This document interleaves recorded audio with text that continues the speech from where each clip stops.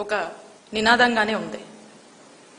ఇంతకాలానికి ఈ మహిళా reservation bill చట్టరూపం దాల్చిపోతా ఉంది. It is a historical day. ఈరోజు దేశ చరిత్రలోనే ఒక గొప్ప రోజుగా మిగిలబోతా ఉంది. ఈరోజు మరి పార్లమెంట్లో దీని గురించి చర్చ జరగబోతా ఉంది. ఈ ఈవినింగ్ దీనికి సంబంధించి ఓటింగ్ కూడా జరగబోతా ఉంది. మరి దేశ జనాభాలో అన్నిటిలో సగం, దేశ జనాభాలో కూడా సగమైనటువంటి మరి మహిళలకు చట్టసభల్లో ప్రాతినిధ్యం కల్పిస్తూ వచ్చేటువంటి మరి ఈ అవకాశాన్ని, ఈ మహిళా బిల్లుకు పూర్తిగా కూడా మా వైఎస్ఆర్ కాంగ్రెస్ పార్టీ ఇప్పటికే సంపూర్ణ మద్దతు ప్రకటించడం జరిగింది. ఒక మహిళగా, మహిళా నాయకురాలుగా మరి ఈ ఉమెన్ రిజర్వేషన్ బిల్లుని పూర్తిగా కూడా ఇది పాస్ అవ్వాలని చెప్పి మనస్ఫూర్తిగా నేను ఆకాంక్షిస్తా ఉన్నాను.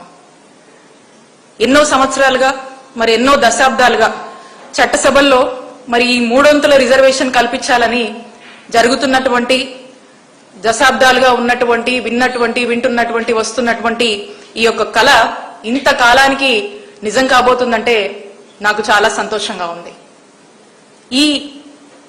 ఈ బిల్లుకి సంబంధించి దేశవ్యాప్తంగా అన్ని పార్టీలకు అతీతంగా కూడా మరి ఈ బిల్లుకు మద్దతు ఇచ్చి అందరూ కూడా చట్టబద్ధత దీనికి కల్పిస్తారని నేను ఎదురు చూస్తున్నాను. ఈ 3 రిజర్వేషన్ సంబంధించి మరి ఈ 3 మహిళలు చట్టసభల్లోకి వచ్చి వారు ప్రతినిధులుగా మరి అడుగు పెడితే మొత్తంగా మనం చూసినట్టయితే ఏ విధంగా ఈ దేశ భవిష్యత్తే మారబోతుందనేది మనం చూడొచ్చు.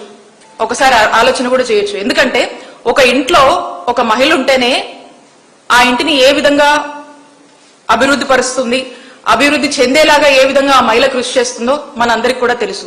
మరి అదే ఇంత పెద్ద ఎత్తున మహిళలందరూ కూడా మరి చట్టసభల్లోకి వస్తే ఒక్కసారి ఆలోచించండి, మన దేశ స్వరూపమే పూర్తిగా మారబోతుంది.